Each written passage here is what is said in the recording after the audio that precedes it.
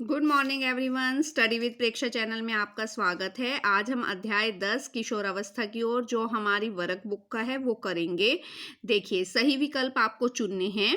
किशोरावस्था में मस्तिष्क संबंधी परिवर्तन क्या कहलाते हैं? मस्तिष्क मतलब दिमाग से रिलेटेड मानसिक परिवर्तन क्या कहलाएंगे? वो मानसिक परिवर्तन। दूसरा, जनन हार्मोनों के उत्पादन का नियंत्रण एक अन्य हार्मोन द्वारा किया जाता है। यह हार्मोन कौन सी ग्रंथि द्वारा स्रावित होता है? पीयूष ग्रंथि। हाँ, उसको हम मास्टर ग्लैंड भी कहते हैं। वो सभी हार्मोनों के सक्रीशन को नियंत्रित करती है। किशोरावस्था में स्वयं को किस प्रकार के कार्यों से जोड़ना चाहिए? हमें सृजनात्मक कार्यों से जोड़ना चाहिए, ठीक है, ताकि हम नई चीजों का निर्माण कर सकें। नीचे दिए गए कथनों के जवाब हाँ या नहीं दो, आपको हाँ या नहीं में जवाब देने हैं। देखिए, दूसरा प्रश्न, क्या आप हर छोटी छोटी बात को सोचते हैं? हाँ। आप अपने कपड़े और बालों पर ध्यान देते हैं इस अवस्था में? हाँ। क्या आप अपने मित्रों की प्रशंसा करते हैं? आपके मित्र आपकी प्रशंसा करें, आप ये चाहते हैं? हाँ। क्या आप अपने मित्रों और सहेलियों के साथ अधिक रहना पसंद करते हैं? हाँ। क्या आप अपने भविष्य के बारे में कल्पनाएं करते हैं? हाँ, आज मैं ये बन जाऊंगा, कल मैं ये बन जाऊंगा। क्या आप बहुत जल्दी गुस्सा हो जाते हैं? हाँ। क्या आप अपनी इच्छा से कार्य करना पसंद करते हैं? ऐसा ना होने पर क्रोधित हो जाते हैं? हाँ। सभी के आंसर क्या हैं? हाँ है। थर्ड क्वेश्चन की तरफ चलिए। जीवन काल की वह अवधि जब शरीर में ऐसे परिवर्तन होते हैं जिसके परिणाम स्वरूप परिपक्वता आती है, जनन परिपक्वता, वह अवस्था कौन सी है? वह अवस्था किशोरावस्था है, जो 11 वर्ष की उम्र से शुरू होती है और 18 से 19 वर्ष की उम्र तक रहती है।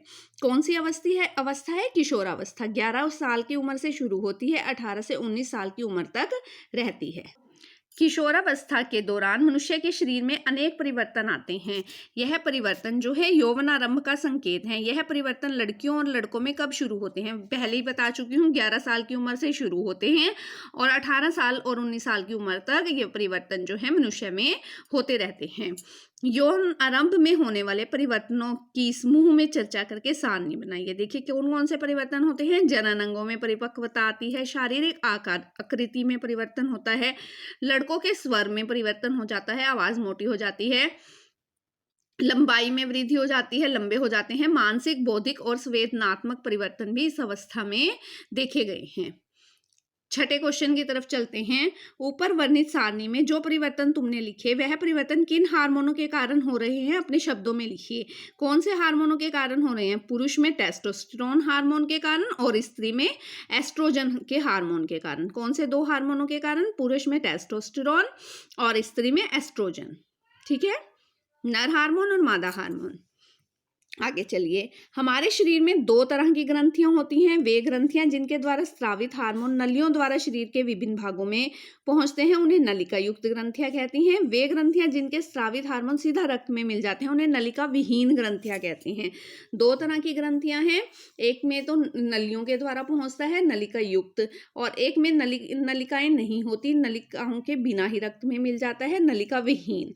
अब नलिका विहीन ग्रंथियों द्वारा स्रावित नर और मादा हार्मोन के नाम लिखो। ऊपर भी लिखे हैं। नर हार्मोन टेस्टोस्टेरोन, मादा हार्मोन एस्ट्रोजन। क्वेश्चन नंबर 8 की तरफ चलते हैं। आओ समूह में चर्चा करके लिखें। अंडाणु का निषेचन नहीं होने पर क्या होता है? अंडाणु का निषेचन नहीं होने पर अंडाणु और गर्भाशय का मोटा स्तर रुधिर वाहिकाओं द्वारा निस्तारित हो जाता है, जिसे हम ऋतुस्राव कहते हैं।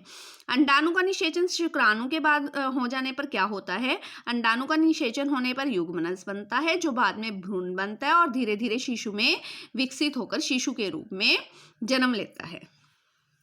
नेक्स्ट क्वेश्चन, निषेचित युग्मनज से लड़का बनेगा या लड़की, ये कैसे निश्चित होता है? यह पिता से आने वाले गुणसूत्र द्वारा निर्धारित होगा।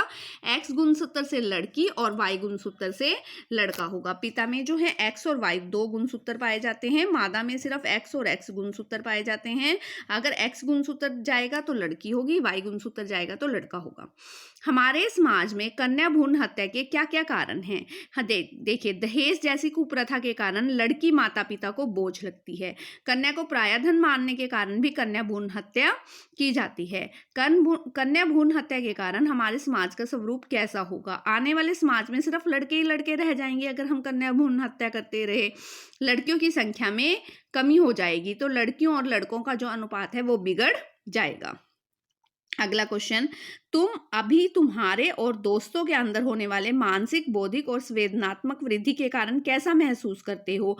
अपने दोस्तों से चर्चा करके लिखिए। बौद्धिक विकास के कारण बच्चे सोचने, विचारने में ज़्यादा समय लेते हैं और वो इस समय तेजी से सीखते हैं। उनकी भावनाओं में बहुत तेजी से परिवर्तन होता है। अगले क्वेश्चन की तरफ चलते हैं। हमें विभिन्न अंतःस्रावी ग्रंथियों के नाम और उनसे होने वाले हार्मोन, पीयूष ग्रंथि जो है, मास्टर ग्लैंड, ये सारी सभी की वृद्धि करता है, वृद्धि हार्मोन कहलाता है। थायराइड थायरोक्सिन, अग्नाशय इंसुलिन, एड्रिनल एड्रिनलिन, अंडाशय जो है एस्ट्रोजन और वृषण जो है टेस्टोस्टेरोन, इन हार्मोनों को स्रावित करते हैं। नेक्स्ट क्वेश्चन, ऊपर वर्णित हार्मोनों में से आपने 3 के कार्य लिखने हैं। वृद्धि हार्मोन सभी हार्मोनों के उत्पादन पर नियंत्रण रखते हैं। वृद्धि हार्मोन और वृद्धि में सहायक हैं, पीयूष ग्रंथि से स्रावित करती है। इंसुलिन रक्त में शर्करा का नियंत्रण करते हैं। एड्रिनलिन क्रोध, चिंता और उत्तेजना की अवस्था में तनाव का संयोजन करते हैं। इसके बाद आपको अगले क्वेश्चन में देखिए, शरीर में पाई जाने वाली ग्रंथियों के नाम लिखने हैं। इन ग्रंथियों के नाम लिखने हैं और उनके नामांकित चित्र पर देखिए। सबसे पहले ये पीयूष ग्रंथि है, फिर ये थायराइड ग्रंथि है, एड्रिनलिन ग्रंथि है, अग्नाशय है, अंडाशय है और वृषण है। नेक्स्ट क्वेश्चन, तुम अपने प्रतिदिन के भोजन में जो खाते हो उसकी सारणी बनाओ और विचार करो कि क्या तुम संतुलित भोजन खाते हो। रोटी, दूध, परांठा, दाल, चावल, सब्जी, दही और सलाद। हम आजकल अपने भोजन में यही चीजें खाते हैं, ठीक है। इसके किशोरावस्था तीव्र वृद्धि और विकास की अवस्था है। इस अवस्था में किसी भी किशोर को संतुलित आहार की बहुत आवश्यकता होती है। नीचे लिखे पदार्थों में से आपको संतुलित और असंतुलित आहार छांटकर लिखने हैं। संतुलित आहार में कौन से आते हैं? रोटी, चावल, दाल, सब्जियां, दूध, फल, गुड़, सूखे मेवे और अंडा, ठीक है। असंतुलित आहार कोक, चिप्स, डिब्बाबंद खाद्य पदार्थ, जंक फूड, नूडल्स, बर्गर और ठंडा पेय पदार्थ। नेक्स्ट क्वेश्चन की तरफ चलते हैं। तुम्हारी शारीरिक स्वच्छता एवं सफाई का ध्यान किस प्रकार रखते हो? हम प्रतिदिन स्नान करते हैं, दिन में 2 बार ब्रश करते हैं ताकि कीटाणु ना हो, हाथ धोकर खाना खाते हैं, नाखूनों को काटते रहते हैं। इस प्रकार हम अपनी शारीरिक स्वच्छता और सफाई का ध्यान रखते हैं।